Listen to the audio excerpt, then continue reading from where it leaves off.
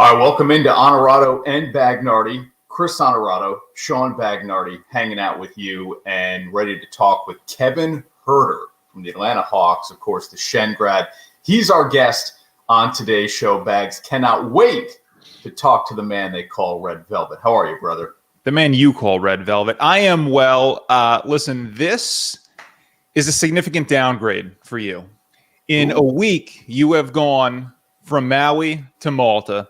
And all due respect to your hometown, man, that is a significant downgrade. But there is one piece of good news with you coming back to New York this week. The biggest news, we are now going mask-free in most situations if you're fully vaccinated. So that is a big step in the right direction.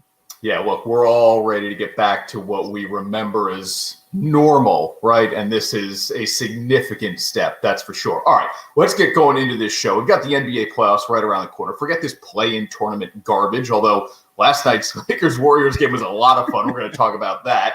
But we're ready to preview Hawks-Knicks with our guy Kevin Herter. We had another no-hitter as well, Bags. Let's get it all going on Onorato and Bagnardi.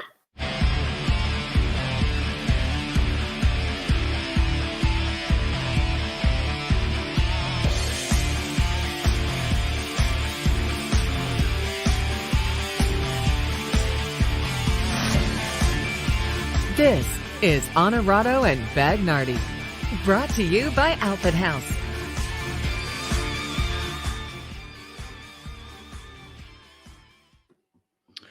All right, Bags, another no-hitter.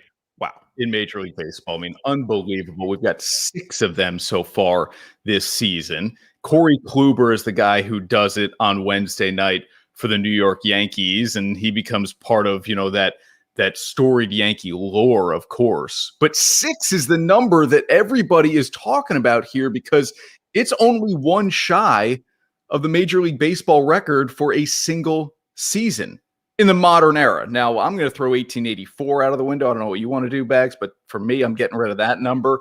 This is number 6, and we're only the middle of May and one shy of a Major League record, man. This is crazy. Yeah, I know it's crazy because we just started doing this show on the Channel 13 platform, and I think this is like the 3rd time we've talked about a no-hitter because it feels like something you have to talk about, right? Because a no-hitter is a big deal. It's something that's really hard to do, right? Is that still an accurate statement, despite the fact that it's been done 6 times in a month and a half here? Still very difficult to do. I mean, if 2021 blows the no-hitter number out of the water and it becomes 15, 18, something like that, maybe we say this is more of a trend than an anomaly, and we'll ask that question here later on to get your thoughts on it. But I think it's still very difficult to do. Yeah, because here's the thing. We could have a no-hitter tonight, right? Or we could not have one the whole rest of the season. Yes. That's sort of the beauty of it. It's a very difficult thing to do because a lot of factors have to come into place. Of course, you've got to be on your game. And look, the team you're pitching against helps too, and we've seen a team get multiple no-hit now. So Bags, there have been 6 no-hitters, and just 3 teams have been on the opposing side of it. Exactly. So certainly bad offense comes into play.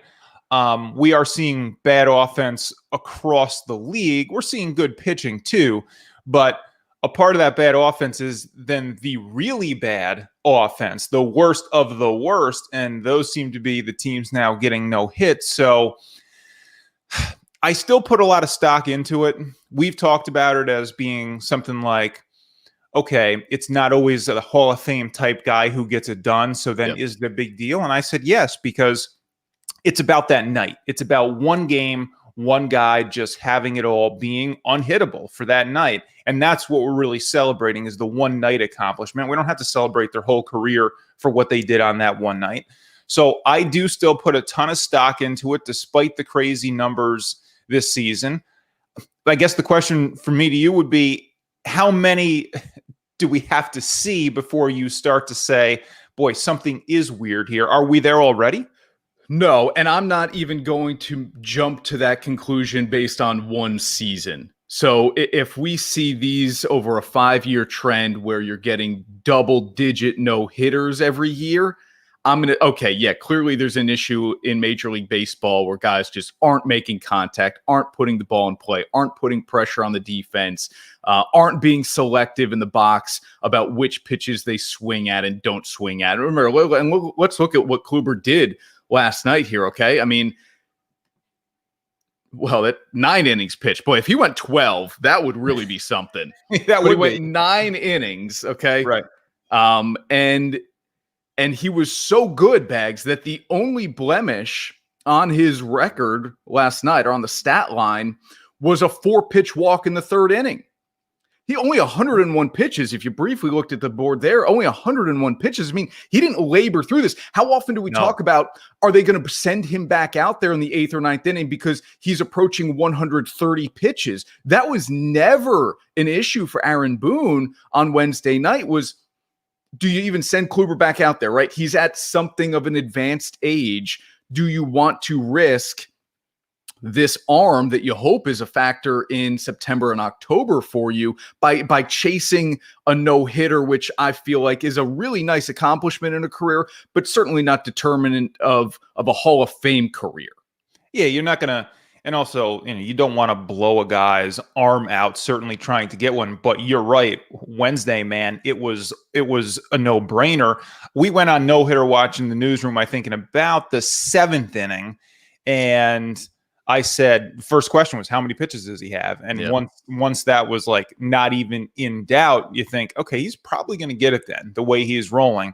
But again, a lot of things go into it, including some luck. So that's why it seems a little bit of an anomaly to me that there have been so many in this short period of time. And like I said, we could go the whole rest of the season and not see one. Mm-hmm. So look, I still love a no-hitter, and I don't care how many there are. I'm still going to go on no-hitter watch in the 7th inning of a game, even if it's not a local team like it was last night, which made it, of course, all the better. Look, it's sad that there have been 6 no-hitters so far this season. Jacob deGrom doesn't have one. It feels like he's a guy who should go out and throw 2 if they're going to be, quote-unquote, easier to get now. So I want the Mets to get a no-hitter this season. That's what I'm focusing in on now. I want the Mets to get one because you know how I feel about the Santana no-hitter. It was a fair ball down the line, and if we had replay challenge, that would have been overturned, and that wouldn't have been a no-hitter. I want it to stand up. I want it to be a legitimate one. So I want the Mets, in particular deGrom, to throw a no-hitter this season. Let's make it the season of the no-hitter, and let's get on board, New York Metsies. Come on. I'm going to say this, too, about Corey Kluber and the Yankees signing of him. When they signed him 1 year, $11 million, I thought, here's a 2-time Cy Young Award winner who just doesn't probably really have it anymore. I mean, he's faced injuries his last year in Cleveland. By the way, he pitched for the Rangers last season, and then he goes out and no hits his, I'll say, former team, but he really wasn't a factor for the Rangers last year. So for me, when Brian Cashman made this move with the Yankees, I thought, nice signing, but probably not going to be a big deal. If the Yankees are going to win games, it's going to be because Garrett Cole is great, and yes, he is still that. Luis Severino has come back from injury, and he has returned to, a top 2-3 starter type level guy. Now that hasn't happened.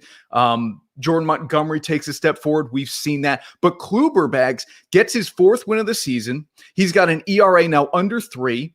And I'm going to raise my hand and say I was wrong. I was wrong about Corey Kluber because Kluber, forget the record or and forget the no-hitter. Corey Kluber has been a really good starter for the Yankees. And through a month and a half, I've seen nothing to suggest that he can't be really good to help this team make a push towards the division title. So I was wrong on this one. This was a terrific signing. No matter how it goes from here, this one was smart, and it's paid off so far.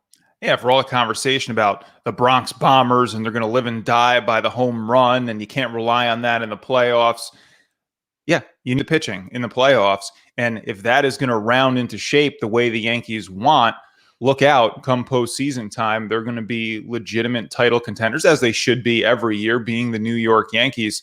But you're right, that was the question mark. And now we're seeing some of those pieces come into place. So Yankee fans should be excited for the rest of the season, for sure.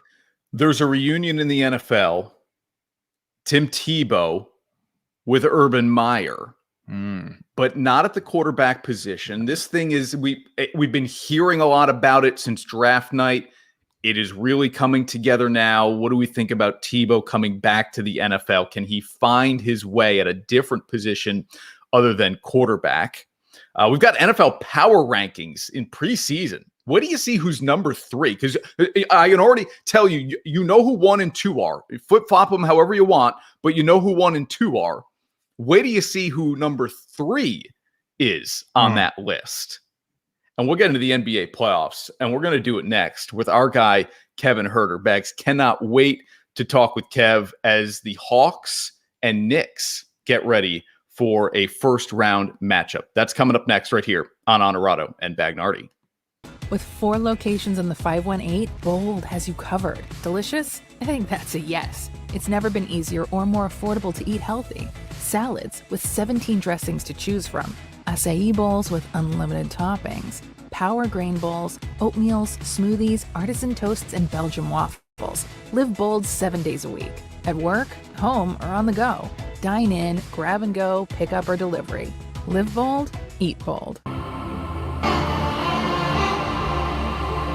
Teams, athletes,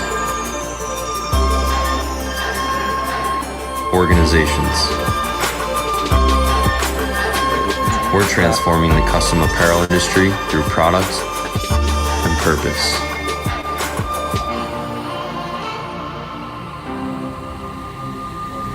Claim your crown.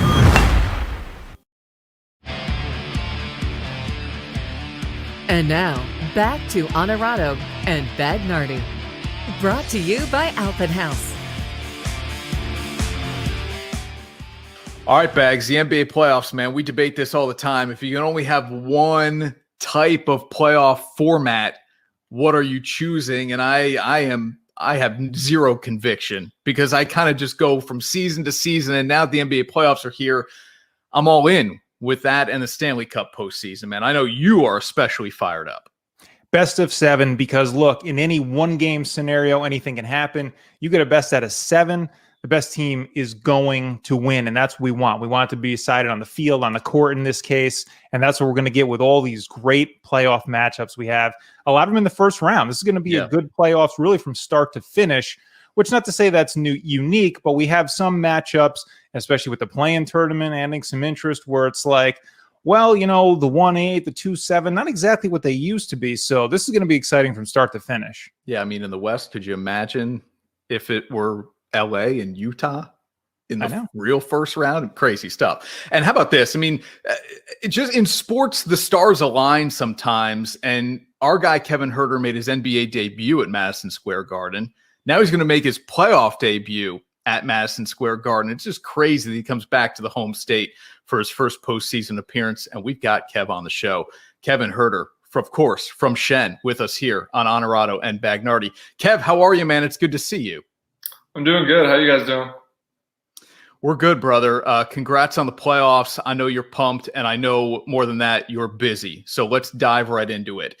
The most important question I have for you is, I'm just back from Hawaii. I am not sunburned, but that's because of steady application of sunscreen. You strike me, though, as a redhead who might deal in the sun better than I would. Yeah, no, I mean, there's a science to it. It's like the first couple of days you go down on vacation, you got a heavy sunscreen, and then by the end of the week, for me, it's you can start to be a little bolder with it. You know, you can go down in SPF, and I get down to usually about 30, nothing under 30. By the end of the week, we might be able to come out with a mini tan, but if you try to go in there early week, it's not going well. I feel your pain. All right, Baxter, that's all I had for him. This is a ginger sandwich, Chris. I'm in a ginger sandwich here. This is unbelievable. Yeah. I'm going to ask you a question about basketball, man. How excited are you? So this is it, your first playoffs. What is the excitement level like for you? How are you balancing that anxiety versus that excitement right now? Yeah, it's really exciting. It's nice. We have this whole week. Our last game was on Sunday, and we don't play again till Sunday. So we have really a week where we can get our bodies right. You can practice. You can fully prepare for the grind of a playoff series. And obviously, I've never been in one, but all the vets on our team have been very honest about how much different it is than the regular season, how much more physical it is, how every team they know so much more about you, and that just a playoff game is so much different from a regular season game. I feel like that's all I've heard about for the last couple of days or so. So I'm really excited. Obviously, getting to play back up in New York, that only means it's easier for my family to come to those games. And like you said, my first regular season game was at MSG, and first playoff game will be there. I think the atmosphere might be a little bit different, but it's definitely something I'm excited for. And we'll get into that because I think it's only like 5,600 fans allowed at the Garden. I can't wait to find out how many ticket requests you've been juggling this week. They just went up to 13,000. Oh, okay. A report just came out, I think, about an hour ago that I saw on my way home. That's awesome. All right, so now you get hassled with more ticket requests, I'm sure. Just from the perspective of being new to this situation and leaning on some of the veterans, before we talk about playing your first postseason game in New York, Kev, is ignorance bliss here? Do you kind of feel, I mean, there are a lot of guys on this team who haven't played a playoff game. Is that maybe an advantage to kind of go in bright-eyed and fresh? I wouldn't call it an advantage. I think in this sense, you'd want to have experience, but the Knicks are kind of a team made up of similar guys as us, where a lot of their guys don't have playoff experience. And, I think we're going to go in and we're a young team. I think that in itself should be an advantage, just our energy level. I think our ability to pressure teams defensively, offensively, to get out in transition. I think that's more of an advantage than our lack of experience. Is we want to use our youth, obviously, as an advantage the best we can. So correct me if I'm wrong here. My perception of how this probably works is, in the regular season, you focus a lot on your own team, like what you need to do to get better, what you need to do to work on. You look at trends over a period of games, and obviously you prepare for individual opponents. But now you're looking at playing one opponent up to 7 times in a row. Is there more of a focus going in this case, the Knicks and what they do and how you match up versus on what you have to do as the Atlanta Hawks? Is it a lot of both? How is that balance? We are completely honed in on one opponent. And I think that's, I think that's something that I'm most excited for about this series. It's the first time in my life you can sit here and you lock in on one team. And, our film sessions are to this point have been very extensive, and you get these booklets full of every kind of information you'd ever know on a player. It's almost one of those things I'd love to see what they have on me.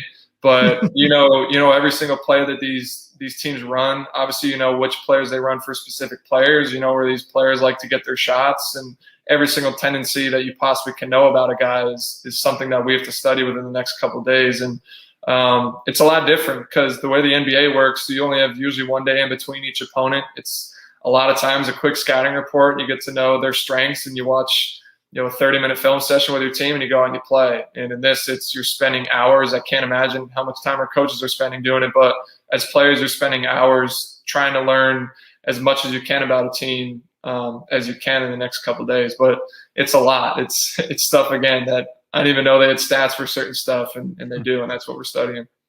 Game 1 at the Garden is Sunday. How many ticket requests are you juggling right now? Even just outside of the core family, your dad, your mom, your 3 siblings. Yeah, that's something I've tried to limit. My rookie year, we'd be coming in at least 20 plus. If I could, there'd be about 50 plus, but usually a lot of friends of mine know by now that I usually can't help them out. But immediate family, it's whoever can make it out. We shall see. I got a lot of uncles and cousins who like to go to games, and especially when we're in New York. But my immediate family, we got to see. My sisters have an AU tournament. Jillian has an AU tournament this weekend. Sorry, there's my dog growling. That we'll see if they can get to the first one, but I know at least my parents will be there. Okay, hang on. What's your dog's name, and what's he growling out? Bentley. I think my girlfriend just got home, so he likes to sit at the front window and stare outside and growl at anything he can. So, Kev, you mentioned the preparation for the Knicks. Obviously, don't give away any of the scouting report here, but What are some of the things you're focusing on with this team? The Knicks were one of the surprises in the NBA this year with the success they had and getting all the way up to a 4 seed in the playoffs. Obviously, Julius Randle has emerged as a big all-star player now. When you look at this matchup and what you guys have compared to what they have, what do you think is important that number one, we've got to take care of this to have our best chance to win this series against New York? It's the head of the snake. It's Julius Randle. He's a big part of really everything they do. They run almost every play down the court for him. He finds guys. He scores. Defensively, he's in a lot of ways their intensity. So he's a big focal point for us. The Knicks are kind of known. They have a really good bench. They have a lot of guys that come off the bench and are aggressive and looking for their shot and play with a lot of confidence, and guys that have had a lot of success against us in our first couple games playing them this year. So you start with Randle, and then really their bench has been a big strength for them all year. Kev, you played a bunch of games in New York, and back to one of Sean's earlier questions here, do you care about what happened in the regular season series between these two sides? You don't. You try not to look too much into it. It's funny. If you were to watch the first 3 games of the year, I think they're all 3 of them, honestly, were games we feel like we should have won. We're up, I think, 20 at home the first time we played them, blow lead in the fourth quarter and lose. Our second game at the Garden, I think, it's a close game. We lose in the fourth quarter. And our third game, the most recent one, we're up in the fourth quarter. Trey goes down with an injury. We end up losing in the fourth quarter. So every game, it's come down to the last couple minutes of the game. And so, they got all 3 of them. That's definitely, I don't know what their confidence level is looking at, but it's not something that we pay too much attention to. And really the next 7 games or so, that's all that's really going to matter. What's behind this turnaround you see on the screen here, Kevin? I know I didn't know him the way you did, and I was immediately a big Lloyd Pierce fan. I know you were as well. Can you put your finger on anything as to why the record is different with Nate McMillan as the head coach? Yeah, we're running a little bit different stuff. I think Nate slowly was able to put in a lot more of his offense, and he's a little bit more organized. Where we were a lot more free flowing with Lloyd and a lot of ball screens and playing out in transition, and with Nate it's a little bit more half court focused. We have a lot more sets we run to slow the game down and really try to exploit matchups and get guys in different positions that I think they're succeeding. But Lloyd was great to me. My first couple of years, he played me a lot more than he probably should have. And a lot of that was due to injuries and having a young team. But, Nate's been great for us. And obviously we're looking to keep it going. Kevin, talk a little bit about your role on the team and how you feel like it's evolved as the team has added some different players. Do you feel like you're being asked to do the same amount as you were, or a same amount maybe in different areas? And what do you think your role is going to be in particular in this series against the Knicks? I think similar. Yeah, I really think all year they've kind of used me in a lot of different ways. And, sometimes it's in the starting lineup, sometimes it's out of the starting lineup, with the ball in my hands, without the ball in my hands, defensively, guarding, at most times 1 through 3, sometimes 1 through 4. But I think that's kind of just the strength of my game, is the ability to do a lot of different things. So we shall see. I think our game plan going into the series, again, it's, if I'm coming off the bench, it's trying to limit their bench guys that come in and try to be aggressive on the offensive end of the court. But we shall see. I think that's something that I'm interested to see too. There's your hot streak in the month of April, man. That was a career high, 14 straight games in double figures for you. Do you remember the game before that streak started? Was that the San Antonio game where I didn't score? That's exactly what it was, man. Athlete recall gets me every time. What we've talked about, your evolving at Maryland and how Turge urged you on to be more of a scorer and be more aggressive with the ball. Have you gotten that? I know this is year 3 now, but have you gotten that from your coaches as well? Or maybe like a side text from Vince Carter or Dominique Wilkins, like, hey man, you got to be more aggressive. Go look for your shot. Yeah, I think that's always something coaches are saying to me. Something that we watch back again in film, and especially coming off ball screens. They're trying to be aggressive when I'm in ball screens. It's looking for my shot, but also looking for other people. And a lot of that comes to my usage. My usage kind of fluctuates too, depending on our lineups. But that's something I think, one of my strengths is again, with the ball in my hands, finding guys, kind of making plays. And, when I'm put in positions to do that, I'm pretty effective at it for the most part. Again, we're watching film on it. So it's something, again, our coaches are trying to tell me to continue to be aggressive.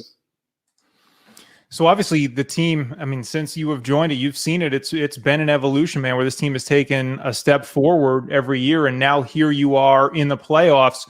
I guess when you look at this step overall, is it really important for you guys to get this playoff series win and get that under your belt now as you try to build ultimately to a championship team? Or do you feel like, you know what, we had a great year, we're kind of playing with house money here? Yeah, in a lot of ways it is house money. I think expectations going into the year was to get some sort of playoff experience. And at this point, it's a series. Obviously, we're looking at a series that we can and should win this series, and our confidence is obviously super high. And the second half of the year, we've been one of the best teams in the East. And but again, I think if you look at the full course of the year, the youth of our team, the playoff experience of our team, at this point, it is a little bit of house money. And at this point, just us making it here is, I think as a fifth seed, not a position that a lot of people saw us being at the beginning of the year. And we're in a really good spot to win a series here. Yeah, and I mean, this isn't meant to be disrespect. This feels like the most coin flip first round series in the playoffs. Shawnee, you and I can talk about that, and not Kevin here, but it feels like two sides that are really evenly matched. Kev, you came on this show, to your credit, when we had no sponsors. I don't know that anybody was watching it. And you said to us, and now we're on TV, for crying out loud. You said to me and to us then, your goal was to play every single game. You weren't going to worry about stats. You wanted to stay healthy, and you wanted to play every single game. You played 69 of the 72. That's 96%. That's greater than anybody else on this team played. How do you feel? You've gone through, I know it isn't 82 games, but you've gone through a rigor of a season that didn't start until close to Christmas. Like, how does the body feel now? And are you looking at that number at the bottom of the screen and feeling proud that you basically accomplished your goal? Yeah, the lucky part for me is I'm still 22 years old. So that's always, I'm sure 69 games at this age feels a lot better than it would hopefully a couple of years from now. But, it's at this point in the season, everybody's body's a little bit beat up. There's aches and pains really everywhere. And that's just kind of the reality of the sport you're in. And that's the reality of all professional sports at this point in the season when you're entering a playoff type of atmosphere. But, your game's got to step up. You kind of got to figure it out a little bit. You got to get over some of the aches and pains and do what you can to play each game. It would have been nice to get all 72. I think that was definitely a goal of mine. Unfortunately, had an injury a couple of weeks ago that ended that. But I think overall, my health this year has been a lot better than it has in past years. And obviously, knocking on wood, looking to keep that going over the next couple. All right, my last question for you is that you mentioned one of the things people have been talking about as you head into the playoffs is how different it is, in particular because of the physicality. And people kind of joke in the NBA, well, they really start playing defense when you get into the postseason. So how do you prepare for that level of physicality? It seems as a novice to me like something that will be really hard to practice for. How do you practice for getting your body banged around in a potential 7-game series, or hopefully even longer here as we go through, more than one round of the playoffs, you would hope? How do you prepare for an added level of physicality? I think first that definitely starts in practice. And we had a really good practice today and got up and down, scrimmaged a lot, and it was intense, and guys were being physical. And, a lot of that comes mentally, mentally being ready to play through foul calls that, and a lot of times would have been called over the course of the regular season and no longer going to be called in the playoffs, and not being ready to every time there's a touch foul, trying to look at the referee to bail you out.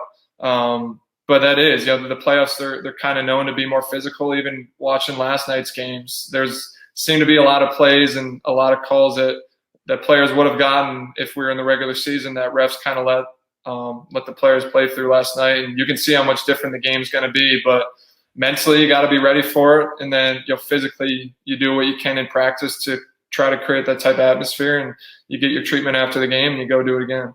All right, we're going to be nosy. What's the inscription on the Vince Carter jersey behind you? I gotta look. My guy Vince, me and Vince can relate. Vince was like the dad of the team that last year. So he just said, it's been a pleasure. VC is 15, so that's something I'll keep for a while. But obviously, if you guys watch all our games, Vince does most of our games, and he's really good at what he does now. Are you closing the gap on the golf course with him?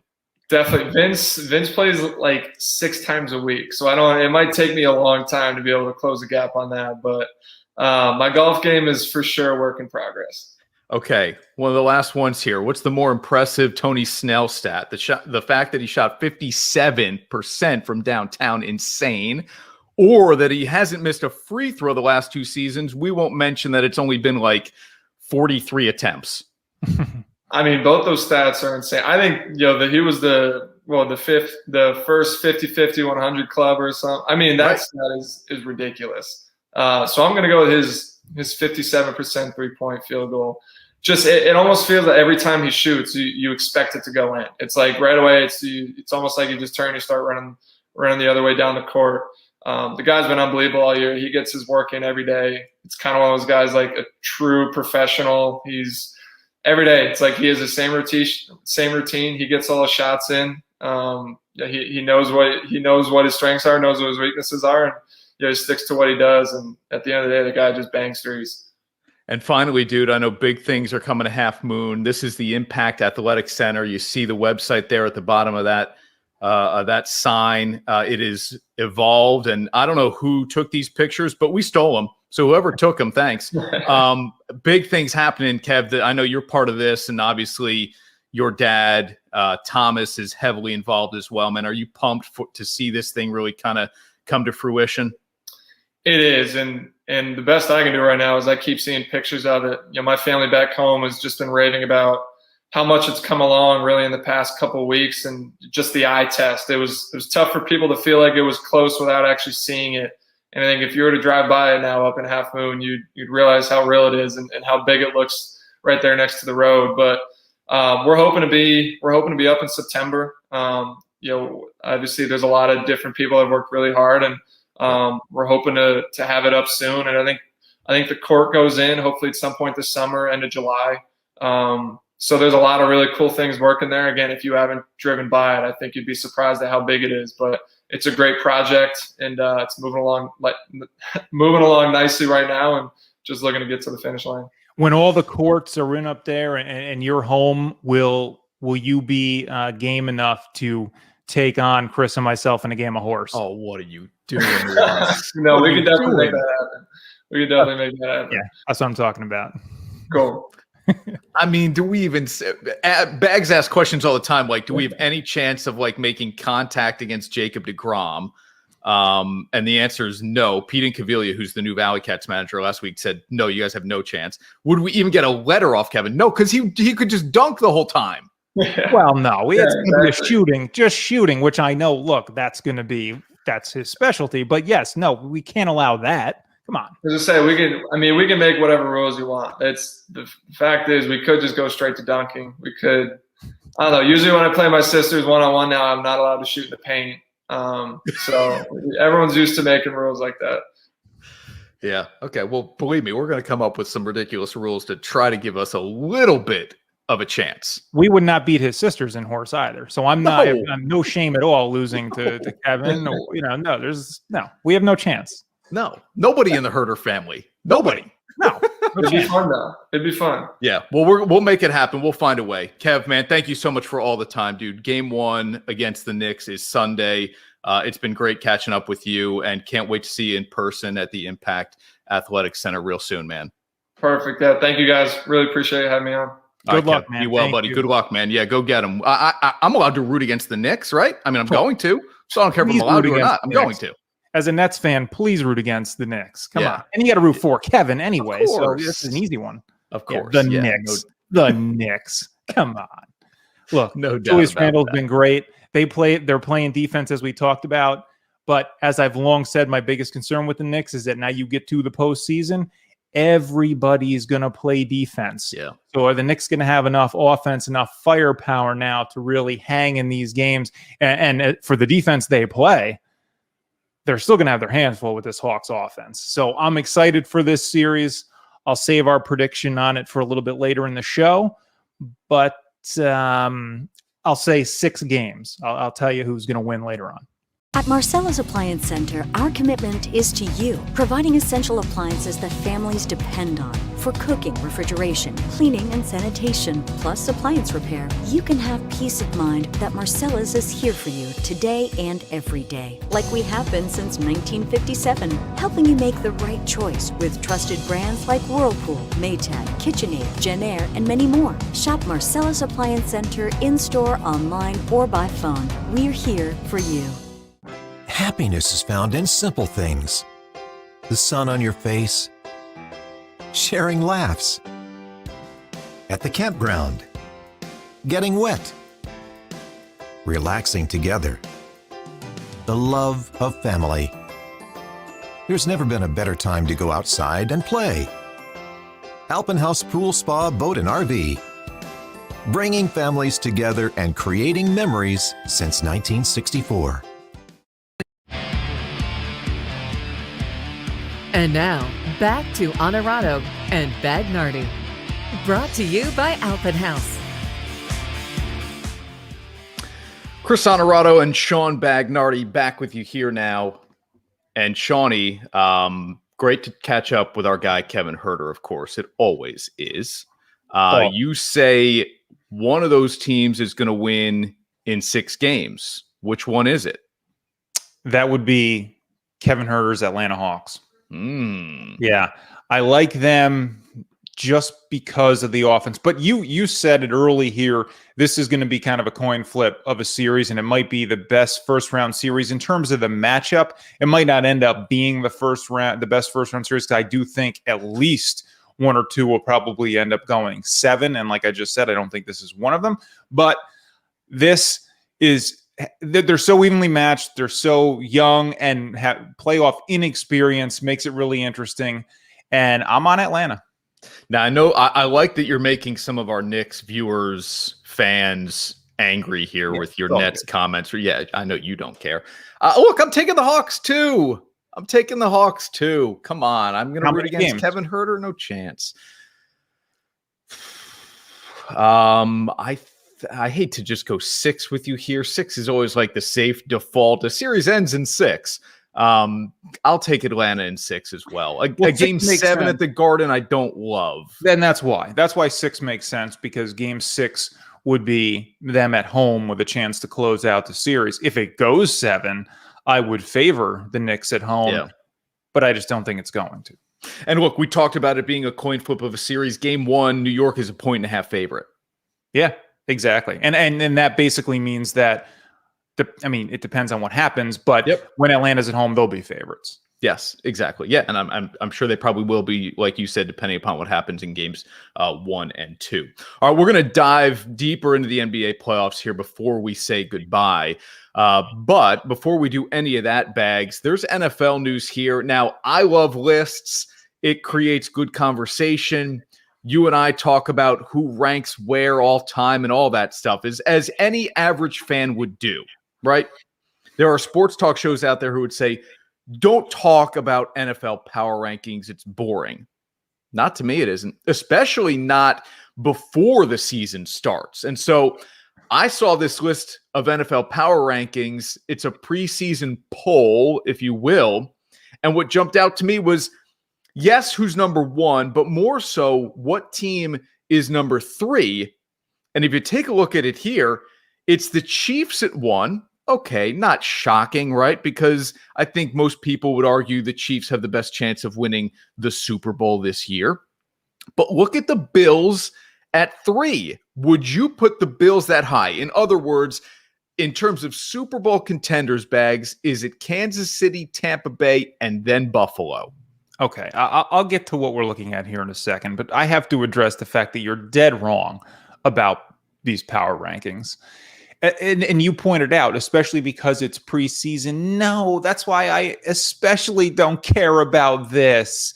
This is like saying, hey, here are the best teams before any games, or if the season ended today and it hasn't even started yet. Come on. No, I can't. Look, you turned me around a little bit on the mock drafts. This is terrible power rankings in the preseason. And I know you say the NFL sells, man. That's what we got to talk about. It's the NFL. Everybody loves the NFL. We're talking about preseason power rankings. Yes. This is like a list that my girlfriend gives me before going to the grocery store, because the second I walk in the door, it's all thrown out the window. And that's what this is. Once week 1 hits, then we'll know what's going on in the NFL. But go ahead, put him back up. I'd love to talk about him. All right. So would you you'd love to talk about him now. The last thing I want to do is hear from you now after you've dismissed the idea of talking about NFL power rankings. Yes. Give us your opinion. Okay. Who played in the Super Bowl, Chris? The Chiefs and the Buccaneers. Who won? The Buccaneers. Explain this to me. Well, I know. And add on to that, did the defending champs bring everybody back? Yes. Yes. This makes Do they no still sense. have the greatest quarterback of all time? So I don't even have to get to 3. I don't even have to get to 3 before this already doesn't make sense to me. Is this somehow trying to take into account whether or not Aaron Rodgers is going to be on Green Bay, or this is saying, no, this is the roster as it is? This is the roster as it is. However, the Packers have moved down a couple of ticks. Based on nothing. Based on the idea that Rodgers may not be there but next that's year. Stupid because they're either 3rd or 4th, or they're 15th or 20th. Yeah. So why move it down a couple of ticks? So that's another reason I hate it. I think the Rams are probably too high. Ooh. And Buffalo, I'm okay with. You know what? I think the AFC obviously still goes through Kansas City, but Buffalo's a team that's taken those steps, going that right direction. I have them as the next best team in the AFC. So fine, let's put them 3rd. Yeah, I'm really okay with most of this. I would put Tampa at 1 just because they've earned it. I'm good with Buffalo at 3. Although, honestly, if you wanted to tell me the Rams have the 3rd best shot, I'm down with that. Because if I had to walk into a casino today and into a sports book to bet money that I felt like had good return value on it, the Rams, for me, right after that Stafford trade, I'm like, give me the Rams. Give me the Rams. Green Bay is still ahead of them, right? Yes. I mean, just in the hierarchy of I mean, you're not going to get a ton of value to bet the Packers to win the Super Bowl, but I would put with Aaron Rodgers there. Give me Rodgers over Matthew Stafford any day of the week. And you know what they say about Sundays. The Rams, they got to deal with Seattle too. So, man, I'm power rankings. Jeez, come on, kick off the football, then we'll tell you who's any good. My God. The Patriots are low. You saw them on the list at 19. Yeah, the Jets are awfully low there, too. I mean, they're not a good team. Yeah. But 4th from the bottom? Yes, that's accurate. They're gonna have a rookie quarterback who's never played an NFL game before. You want them higher than 28th? Yeah. Please. How could it be? All right. How are they going to be? You think they're going to be worse than they were last year, not better? They might be better. Might be better. I think they're going to be a little bit better too. So I just think, look. But there aren't that many teams who will be worse. Yeah. Oh, okay. All right. That's what I'm getting at here. The Giants were 23rd for those who care. We've learned that Sean does not. But I think it's interesting with all they've given Daniel Jones. Feels low. It feels low, but I think it's an indictment on what everybody has seen from Jones so far. This is, as we've talked about already too much, a prove it type of year for Daniel Jones. Period. Yeah, the turnovers have got to come down. He's got to show that he can be a guy you really trust throughout a game, and in particular late in the game. And if he does that, this is a big prove it year for sure, and he can prove it, and maybe he will. I'm okay with Daniel Jones. I think you bring around some better talent around him. I think he'll flourish more, and he's going to get better as he gets more experience, gets a little bit older, you would think. So I'm not low on Daniel Jones or this Giants team, and don't listen to the power rankings, Giants. You do you, New York. You'll be okay. Have you seen that the Tebow signing with the Jags is gaining even more momentum here? It appears like a 1-year deal to play tight end, which of course brings a reunion about between the Heisman Trophy winning national champion quarterback at Florida with his former coach, Urban Meyer. Is this simply a PR move, Bags, or is this a power move by Jacksonville? You're telling me Tebow is not going to play for the Mets, who have a million injuries, because we could really use literally any breathing soul right now on the Mets. Bags, the Mets have an outfielder. This will answer your question without a yes or no. The Mets have an outfielder who started his major league career at the plate with 7 straight strikeouts. Is that right? Now, Right. now he's flashed some leather in the outfield. But that will answer your question about whether or not Tebow has a place in a major league outfield. Yeah, exactly. Okay. I always liked Tebow. I'm high on Tebow the person, and I was high on Tebow the football player too, because there was something about him. I mean, I'm not Skip Bayless over here, but I certainly got into there being something about him on the field that I just liked, and I felt like you would have a chance of winning if you had this guy. Now, obviously, that didn't always work out, okay? And I think we know that the quarterback position is not the right position for him, but this guy's a football player. He's an athlete. And you know what? I like it. I like it. Give the guy a chance, because Tebow's the kind of guy who, if you give him a chance, he just might surprise the hell out of you. Well, and look, I like this role. He's going to be, we call it a tight end, but for... after his time in Denver, everybody's like, this guy should really be more of an H-back. He let him block. Maybe he catches a couple of balls a game out of the backfield. This will give him an opportunity, if he makes the roster, to block and maybe contribute in the passing game by catching the ball and not throwing it. I want to see them run sort of a reverse play where the ball is pitched to him, and then he throws a touchdown to Trevor Lawrence. Look, goal line situations. Yeah. He might take direct snaps. That is certainly an option and a weapon that the Jaguars would use, again, if he makes what are you putting the odds that he even makes the roster? 10%. Yeah. And that's generous, but 10%. Yeah, low. All right, we still want to take a deeper dive into the NBA playoffs. The Lakers have secured a spot now. And it's not going to create the really interesting first-round matchup that I would have loved to have seen in the West. But LeBron was clutch Wednesday night to knock off the Warriors. We'll get into that. And then how dangerous is LA, even as a 7 seed in the West, Bags. Plus, we've got old school versus new school going on in Major League Baseball. Tony LaRussa and his comments in the past week have really stirred things up when he's talking about his own players. We're on that next. You're watching Onorato and Bagnardi. Hang on. At Marcella's Appliance Center, our commitment is to you, providing essential appliances that families depend on for cooking, refrigeration, cleaning, and sanitation, plus appliance repair. You can have peace of mind that Marcella's is here for you today and every day, like we have been since 1957, helping you make the right choice with trusted brands like Whirlpool, Maytag, KitchenAid, Genair, and many more. Shop Marcella's Appliance Center in-store, online, or by phone. We're here for you. Depressed, overworked, job sucks, underappreciated. When life sucks, just say Dillagaff. Our clothing line puts the FU back into fun. Nothing will give you greater satisfaction. Dillagaff isn't just an attitude, it's a lifestyle. Some people ride the crazy train, we drive that mother. Check out our selection at DillagaffUSA.com.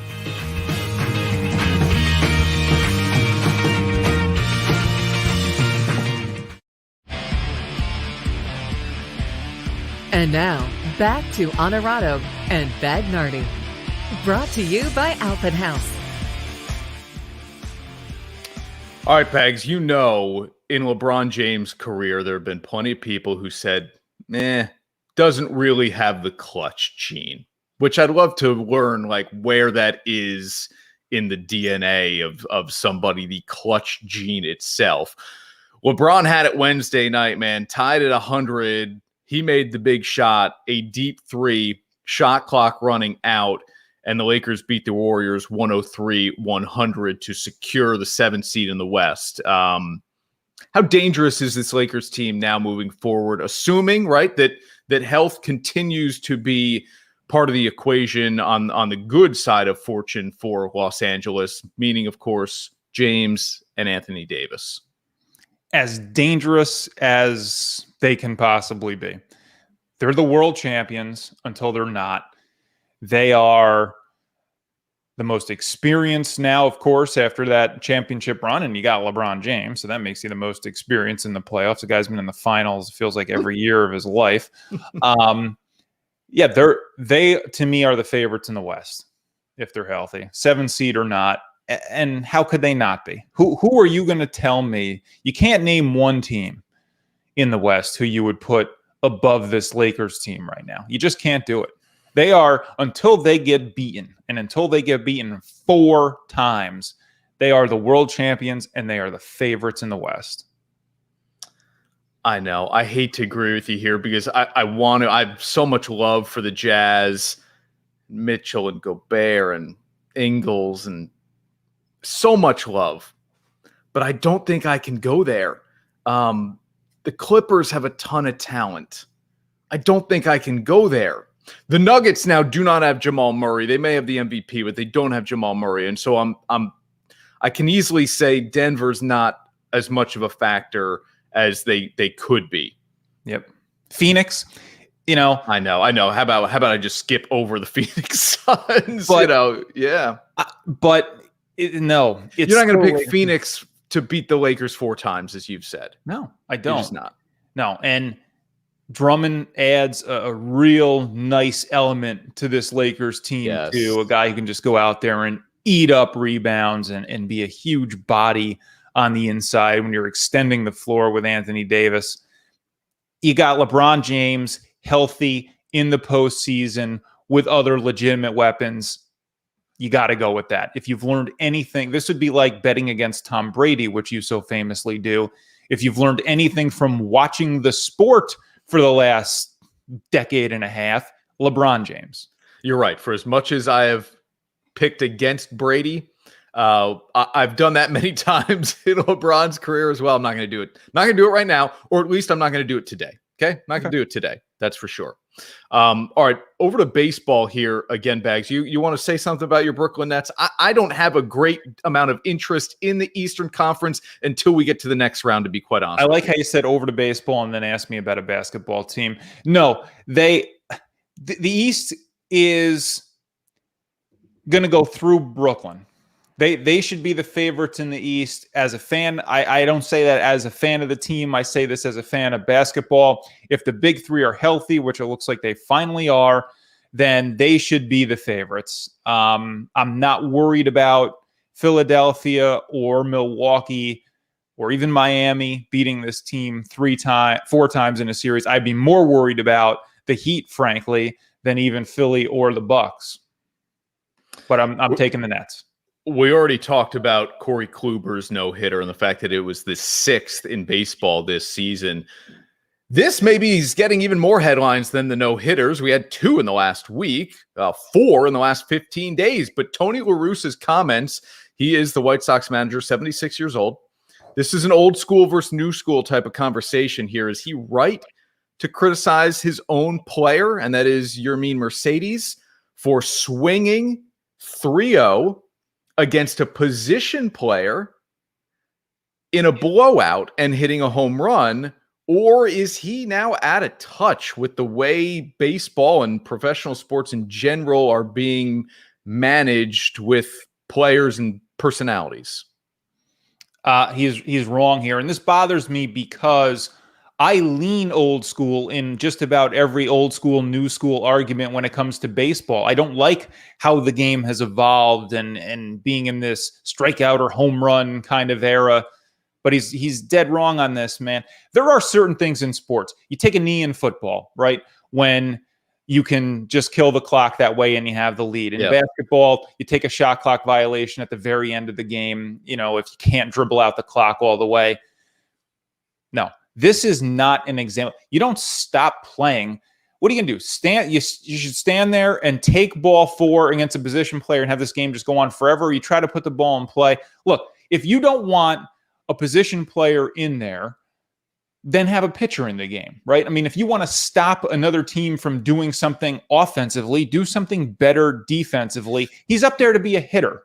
That's his job. So go and look. These guys get paid based on what they do. Do they not, right? Yes. So certain stats that are going to come into play when it's contract time, that extra hit, that extra home run, it all adds in. That's how these guys literally make their living. So no, don't tell me as a hitter in a major league game, I got to go up there and stand there and not swing the bat if I got a chance to get a hit. No, I'm going to, even if the game is decided, I'm going to go up there to be a hitter because that's my job.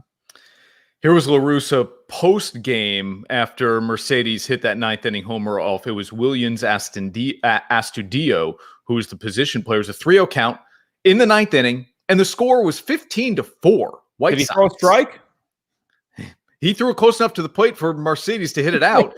LaRussa's comment was he made a mistake. There will be a consequence he has to endure within our family. And then LaRussa went on to say, I heard he said something like, I play my game. No, he doesn't.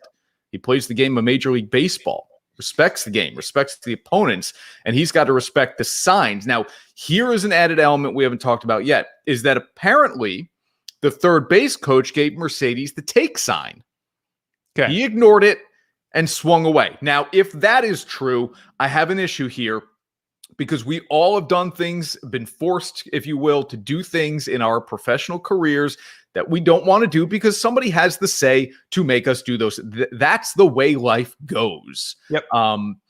If this is the case that LaRussa signaled from the dugout to his third base coach, hey, take sign here. We're not swinging. We're up by 11 runs. It's the 9th inning and a 3-0 count against a position player. Then I'm not cool with him swinging away. I agree with you. The last line of that is right. The rest of it is wrong. Don't give me the respect the game crap. Don't give me the respect the opponents.